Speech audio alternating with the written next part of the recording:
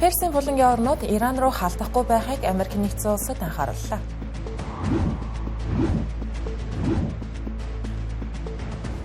Венесуэла улсын сөрөг хүчний удирдагч Нобелийн шагналтан Мачадо цагаан ордонд айлчилжээ.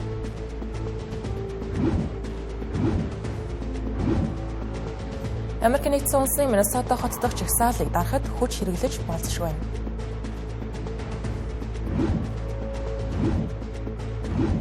Арабын нэгдсэн Эмират болон Узбекистан улс цэвэр эрчим хүчний салбарт хамтарч байна.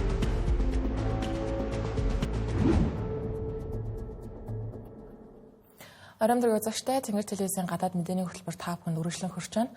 Олон улсад басан онцлог мэдээлэлээс таймлал өргөе.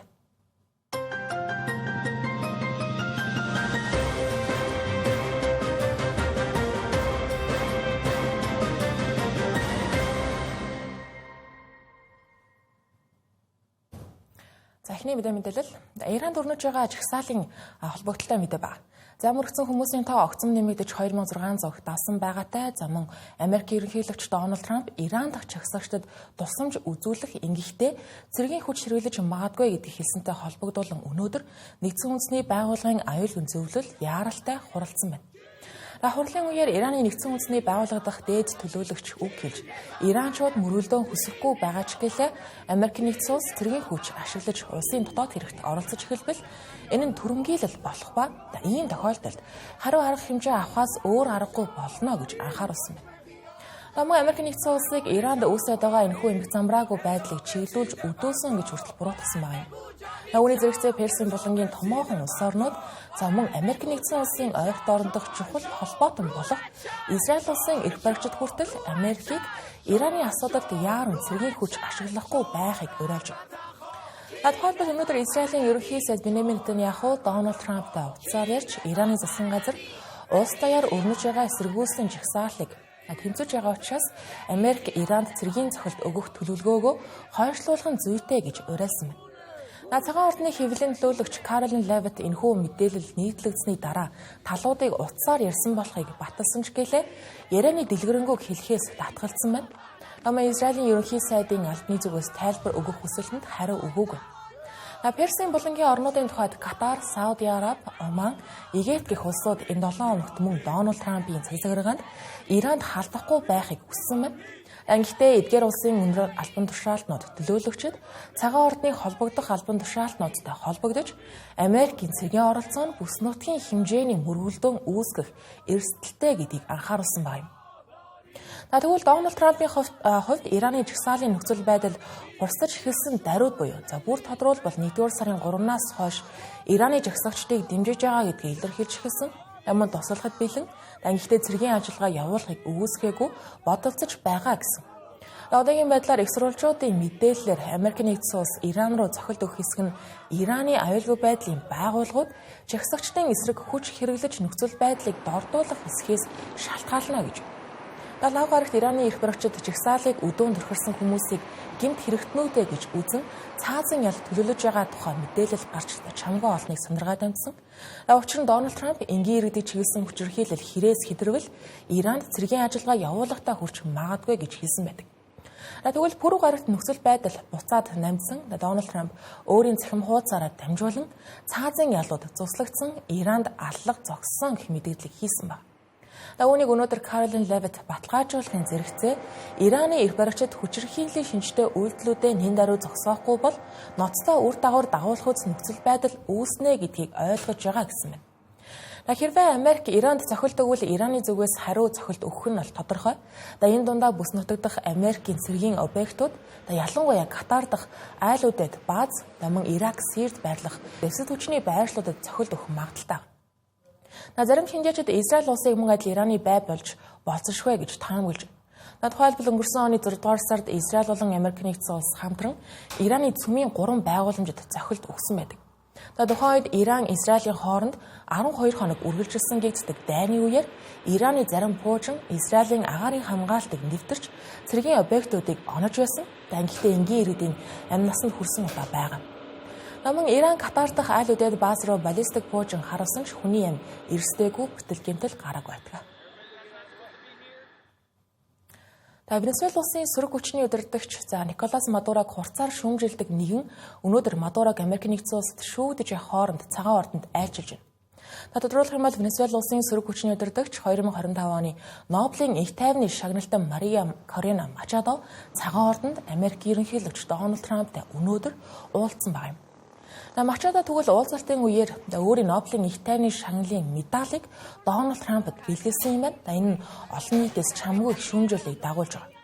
Энэ талаар Мачадо өөрөө тайлбар хэлэхдээ энэхүү үйл явдал нь Америк болон Венесуэлийн ард түмний эрх чөлөөний төлөөх хамтын тэмцлийн бэлэг тэмдэгэ гэсэн тайлбарыг өгсөн байна. Гэхдээ Нобелийн комиссийн зүгээс энэхүү шагналыг шилжүүлэх боломжгүй медаль шилжсэн ч гэсэн шагнал нь өөрчлөгдөхгүй Мачадод өөрт нь үлдэнэ гэсэн тайлбарыг өглөө. Дональд Трампын тухайд Мачадог гайхалтай эмэгтэй түүнтэй уулзсан нь миний хувьд нэр төрийн хэрэг байсан гэлээ. Гэхдээ ингэж сайшаалаа гэд Дональд Трамп Мачадог Венесуэлийн удирдагчийн байр суурьнд дэмжиж байна гэсэн үг бол биш, дэмжиж байгаа гэдгийг нээлттэй хэлж байсан удаач байхгүй. Үүнийгээ тайлбарлахдаа тэрээр Мачадог иргэдээс хангалттай дэмжлэг авч чадхаар нөлөө бүхий улс төрч хараахан болоогүй байна гэсэн тайлбарыг өгдөг. Тэгвэл одоогийн байдлаар Америк нэгдсэн улс Венесуэлийн дэд ерөнхийлөгч, одоогийн бол төр ерөнхийлөгч Дельси Родригестэй дипломат харилцаагаа үргэлжлүүлж байгаа. Тэрнээс санаалахад Венесуэлийн ерөнхийлөгч Николас Мадурог 1-р сарын 3-ны өдөр баривчлснаас хойш Америк нэгдсэн улс Венесуэлийн газрын досны салбарыг шинжлэх тал дээр онцгой анхаарч ажиллаж байгаа юм байна. Гэхдээ $500 сая $5 дүн бүхий нефтийн борлуулалтыг олон улсын зах зээлд хийсэн гэж байна. Харин Николас Мадурогийн тухайд нөхцөл байдал яаж ирэх нь тодорхойгүй хэвээрээ дараагийн шатны шүүх хурлын 3-р сарын дундуур болох төлөвтэй байна. Дараагийн асар мэдээлэл. Дональд Трамп Миннесота мужид болж байгаа цагаачлалын ягнлалыг эсэргүүцсэн иргэдийн жагсаалыг цэргийн хүчээр дарах боломжтой гэж өнөөдөр анхаарууллаа. Тэрээр үндэ 1807 онд батлагдж байсан Америкийн босолгын тухай хуулийг ашиглаж болохоо хэлсэн байна. Энэхүү хууль нь Америк нэгдсэн улсын дотоодод эмх замраагүй байдал үүсэж, иргэдийн эсэргүүцлийн жагсаал, бослого босон тохиолдол. Мөн ялангуяа холбооны засгийн газрын эсрэг иргэдийн босолгыг дарах нөхцөл байдалд цэргийн хүчийг үндэсний хэмжээнд байршуулж, үндэсний гвардийн анги нэгтгэлийг холбооны засгийн газрын харьяа болгох боломжтой хууль байгаа. Харин хэрэгжүүлэх мэдлэл нь ерөнхийлөгчд байдаг юм байна. Энэхүү Дональд Трамп уг хуулийг дурдж сүрдүүлгийн шинжтэй байж болох мэдээлэл хийсэн байгаа нь болж буй жагсаалын гуцадмал байдлыг даамжуулсан хэрэг болж байна. Нөхцөл байдал иймдээ хүрэх болсон шалтгааны хувьд энэ сарын 7-ны өдөр Америк нэгдсэн улсын иргэн 37 настай Рен Никол Гуд цагаачлалын албаны ажилчдын гарт буудулж амиа алдсан явдлаас эхлэлтэй байна. Тэрээр 3 хүүхдийн эх байсан ба ямар нэгэн зөрчил гаргаагүй энгийн иргэн байсан атал аюулгүй байдлын ажилчдын хайхрамжгүй үйлдэлийн улмаас амиа алдсан байгаа нь хотын оршин суугчдын уур бухимдлыг төрүүлж ийхүү жагсаал өргөн цар хүрээг хамрахад хүргэсэн юм байна. Тэгвэл үүний дараа энэ 7 хоногт 5 гарагт Венесуэл улсын иргэн Жулиа Сезар Соса Селески хүн цагаачлалын ягнлалын ажилчид буудаж хөлөнд нь шархтуулснаар асуудал улам дэвэрсэн байна. Түүний биеийн байдал одоогийн байдлаар асуудалгүй сайн амь насанд нь халгүй. Ийхүү 7 хоногийн зайтай гарсан энэ хоёр халдлагын хэргийн улмаас Миннеаполис хот дох бухимдсан иргэд улам олноор цугларсаар байна. Тэгвэл нөгөө талд Дональд Трамп Миннесота мужийн ардчилсан удирдагчдыг дэг журмыг тогтоож сахиулж чадахгүй байна гэж буруутгаж байна. Үүгээр зогсохгүй жагсагчдыг суртал ухуулагчид бослого гаргагчдаа гэж тодорхойлж байгаа. Одоогийн байдлаар аль хэдийн 3,000 гаруй холбооны аюулгүй байдлын албан хаагчдыг Миннеаполис хотод дайчилсан юм байна. Тэдгээр ажилчдын тухайд жагсаалыг намжаахын тулд шөнийн цагаар нүүр царайгаа халахлсан байдалтай эргүүл хийж яана гэсэн их сурвалжуудын мэдээлэл байна. Мөн жагсагчд руу нулимс засвруулагч соронзон гранат ашиглан жагсаалыг тараахаар оролдож байна. Мөн тухайн ажилчид өнгөт дайрстай жагсагчдыг онцгойлон шалгаж саатуулж байгаа. Энэ мэт үйлдэлүүд нь цахим сүлжээгээр хурдтай дарахж олонний анхаарлыг татаж байгаа юм. Тухайлбал Америкийн иргэншилтэй Алив Рахман гэх эмэгтэйг холбооны албан хаагчид машинаас нь хүчээр буулгаж баривчилсан байна. Дүрс бичлэгт албаны ажилчид түүний машины цонхыг хагалж татан гаргаж авч байгаа байдал нь харагдана. Тэрээр тухайн үед эмнэлэг рүү явж байсан юм байна. Дотоод хэргийн яамны төлөөлөгчид тухайн эмэгтэйг цагаачлалын ягнлалын үйл ажиллагаанд саад учруулсан учраас баривчилсан гэж тайлбар өгсөн ч гэлээ. Дэлгэрэнгүй тодорхой тайлбар бол өгсөнгүй. Тэгвэл эмэгтэй саатуулгадсныхаа улмаас эмнэлгийн тусламж очиж чадалгүй ухаан алдахад хүртэл хүрсэн байна. Энэ мэтчлэн цаашид иргэд болон холбооны засгийн газрын хооронд тэмцэл эсэргүүцэл үргэлжилсээр улам ширүүсэх шинжтэй байна. Мэдээний төгсгөл зарим баримтуудыг харвал Дональд Трампын ийхүү ашиглана гэж сүрдүүлж байгаа босолгын тухай хууль нь түүхэндээ нийтдээ 30 гаруй удаа хэрэглэгдэж байсан юм. Хамгийн сүүлийн жишээ нь 1992 оны Лос Анжелес хотод гарсан Үмэн самууны хэрэг байна. Тухайн үед гэхдээ зөвхөн ерөнхийлөгчийн шийдвэрээр биш, мужийн захиргааны хүсэлтээр хэрэгжүүлснээр ялгаатай. Намын одоогийн байдлаар Reuters агентлагийн судалгаагаар бүгд найрамдах намын дэмжигчдийн дунд 59% нь хүч хэрэглэхийг дэмжиж байгаа бол 39% нь дэмжихгүй байна. Дүгнээд харуул одоогийн нөхцөл байдал зөвхөн Миннесота хотын асуудал байхаа болоод Америк даяар ерөнхийлөгчийн эрх мэдлийн төвлөрөл, иргэний эрх чөлөө, цэргийн хүчээр дотоод асуудлыг шийдэх нь зөв эсэх зэрэг олон асуудлыг хамарсан томоохон хөдөлгөөн болж хувираад байна. Сүүлийн үед Төв Азийн улс орнууд олон улсаас ихээхэн хэмжээний хөрөнгө оруулалтуудыг татаж байна. Үүний жишээ нь Узбекистан улс. Арабын нэгдсэн Эмират улсын цэвэр эрчим хүчний салбарын тэргүүлэгч компани гэгддэг Мастар компани Узбекистаны өмнөд хэсэгт хэрэгжүүлэх нарны цахилгаан станц болон батарейн үйлдвэрийн төслийг эхлүүлэх $225 сая амдолларын санхүүжилтийн багцыг баталгаажуулсан гэдгээ зарлалаа. Энэхүү үйл явдал нь Абу Дабигийн доктортой хөгжлийн 7 хоног арга хэмжээний хүрээнд болсон. Гэхдээ хоёр улсын өндөр албан тушаалтнууд оролцож байгаа нь Узбекистаны цэвэр эрчим хүчний бодлогын ард хүчтэй улс төрийн дэмжлэг байгааг харуулсан хэрэг болж байгаа юм. Мастар компани тухайд хэвлэлийн албаных нь мэдээлж байгаагаар энэхүү санхүүжилт нь Узбекистаны Кашкадарья мужид баригдах 300 мегаваттын хүчин чадалтай Гусар нарны цахилгаан станц болон 75 мегаватт цагийн батарейгаар эрчим хүч хадгалах системийг санхүүжүүлэх юм байна. Энэ компани нь Узбекистанд 2021 оноос хойш идэвхтэй үйл ажиллагаа явуулж эхэлсэн байдаг. Энэ хугацаанд Мастар компани Узбекистанд хийсэн нийт хөрөнгө оруулалтын хэмжээ $2 тэрбум давсан байна. Харин талууд энэ жилээс эхлэн Узбекистаны эрх баригчдтай хамтран энэхүү улсын цэвэр эрчим хүчний зорилтуудыг дэмжих ажлын хүрээнд 2 гигаваттаас дээш сэргээгдэх эрчим хүчний хүчин чадлыг бий болгохоор ажиллаж байгаа юм байна. Узбекистан улсын тухайд салхи болон нарны эрчим хүчний үйлдвэрлэл бий болгоход цаг агаар байгаль орчны хувьд тохиромжтой байдгаас гадна улс төр хууль эрх зүйн орчны хувьд зохицуулалт дэмжлэг сайтай гэгддэг. Тиймдээ Узбекистан нь Мастар компани Төв Азид тэлэх стратегийнх нь гол тулгуур болж байгаа гэдгийг компани удирдлагууд хэлж байна. Энэхүү төслийн санхүүжилтийн хүрээнд Европын сэргээн босголт хөгжлийн банкны зүгээс $195.5 сая амдоллар хүртэлх санхүүжилтийг олгохоор болсон байна. Азийн хөгжлийн банкны зүгээс LEAP 2 гэх JICA-тай хамтарсан доктортой хувийн хэвшлийн дэд бүтцийн төслүүдэд чиглэсэн хөтөлбөр болон Канадын уур амьсгал, байгаль орчин хувийн хэвшлийн сангийн дэмжлэгтэйгээр $30 сая амдолларыг гаргаж байна. Харин хилцлийн валютын эрсдлийг бууруулах ажлыг Абу Дабигийн банк хариуцсан ажиллаж байгаа юм байна. Төсөл бүрэн ашиглалтанд орсноор жил бүр 400 мянган тонноос их хэмжээний нүүрс хүчлийн давхар эслийн ялгарлыг бууруулж ойролцоогоор 60 мянган үрхийг цахилгаан эрчим хүчээр хангах боломжтой. Энэ нөр Узбекистаны 2030 он гэхэд цахилгаан эрчим хүчнийхээ 54%-ийг сэргээгдэх их усүрээс хангах зорилтод чухал хувь нэмэртэй байх нь бол мэдээж. Дашин дуртахад Мастар компани үйл ажиллагаа хариуцсан захирлын хэлж байгаагаар Узбекистанаас гадна уг компани Казахстан улсын Жамбил мужид баригдахаар төлөвлөгдөж байгаа Төв Азийн хамгийн томд тооцогдох салхин цахилгаан станцын төсөл дээр мөн ажиллаж байгаа юм байна. Энэхүү төсөл нь хэмжилтийн шатнаас бодит хөгжүүлэлтийн шат руугаа аль хэдийн шилжсэн юм байна. Үүнээс гадна Казахстанд 24 цагийн турш тасралтгүй цэвэр эрчим хүч нийлүүлэх төсөл дээр мөн уг компани ажиллаж байгаа юм байна. Хятад улсын эрх баригчид эдийн засгийн өсөлтийг доктортой хөгжлийн зорилтуудтай нийцүүлж байгаль дээлтэй байдлаар үйлдвэрлэл эдийн засгийн хөгжлийг дэмжин ажиллахыг зорьж байна. Гэхдээ Хятад улс 2027 гэхэд хагдалгүй хотуудын тоог 60%-аар нэмэгдүүлэхээр төлөвлөж байгаа гэлээ. Хятад улсын байгаль орчин экологийн яамны мэдээлснээр Хятад улс 2035 он гэхэд бүх хоттой доктортой хоггүй менежментийн систем байгуулах зорилт тавьжээ.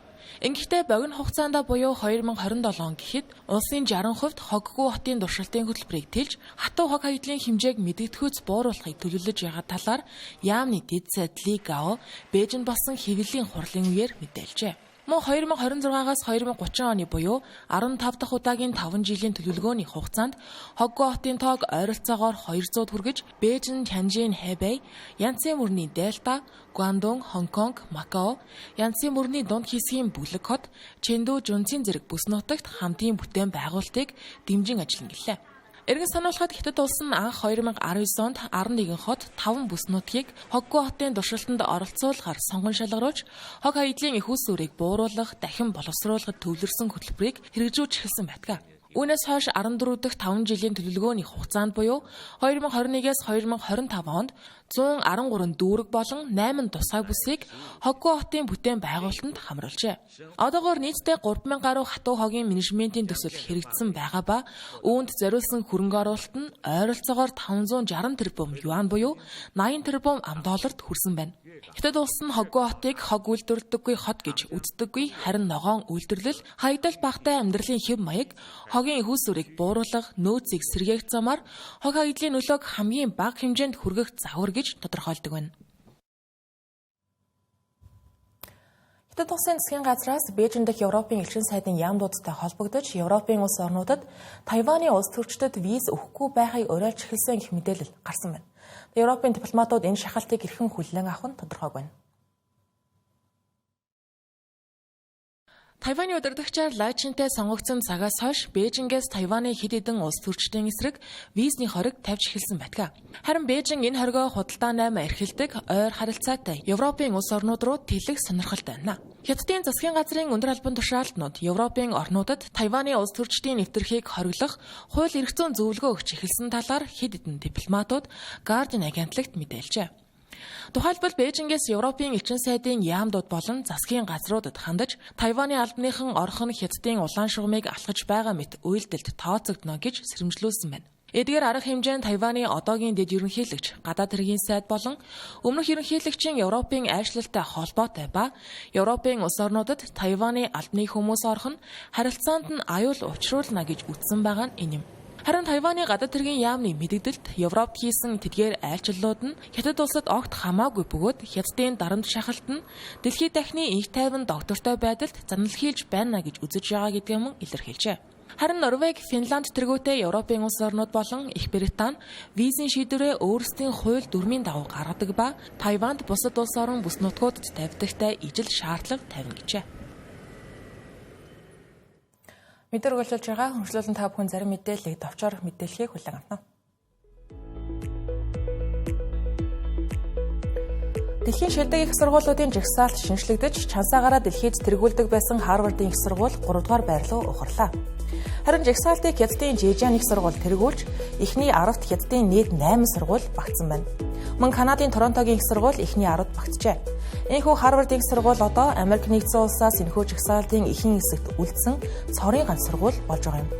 Харвардын их сургууль судалгааны тоо ишлийн нөлөөллөөрөө өндөр хэвээрээ байгаа ч олон улсын өрсөлдөөн эрс ширүүлсэн болохыг энэхүү өөрчлөлт харууллаа.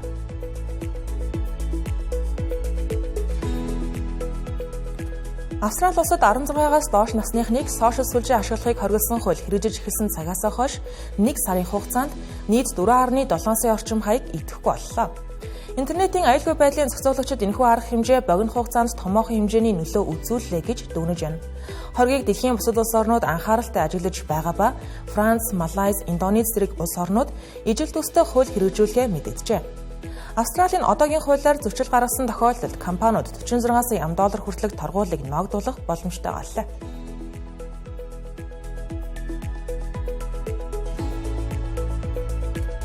Америк нэгдсэн улсын ерөнхийлөгч Дональд Трамп Ford компани үйлдвэрт зочлох үеэрээ түүнийг ил тод шүүмжилж бэлгийн хүчирхийллийг хамгаалсан гэж орилсон залуу руу хараал хэлж гараараа зохисгүй дохио үзүүлсэн бичлэг захин орчинд Ford-тай дарахж байна. Ford компани зүгээс ёс бус зохисгүй үйлдэлийг дэмжихгүй гэдгээ мэдгдсэн ч ажилтны талаар тайлбар хийсэнгүй. Ажилтан халагдсан тухайг зарим их сурвалжууд мэдээлж байна. Энэхүү үйл явдал нь олон нийтийн анхаарлыг татаж, үг хэллэг эрх чөлөө болон үзэл бодлоо зөв зохистой илэрхийлэх, улс төрчин ёс зүй зэрэг олон асуудлыг хөндөж байна.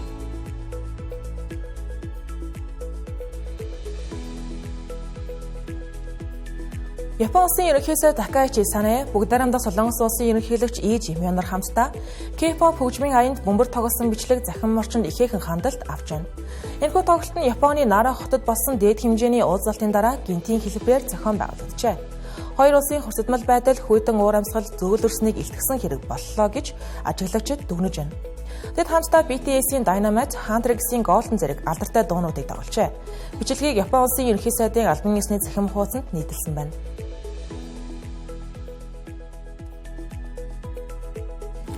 та бүхэнд олон улсад болж байгаа онцлог мэдээлэлээс таймлан хүргэлэн анхаарлаа хандуулсан явдал та бүхэнд баярлалаа. Сайхан амраарай.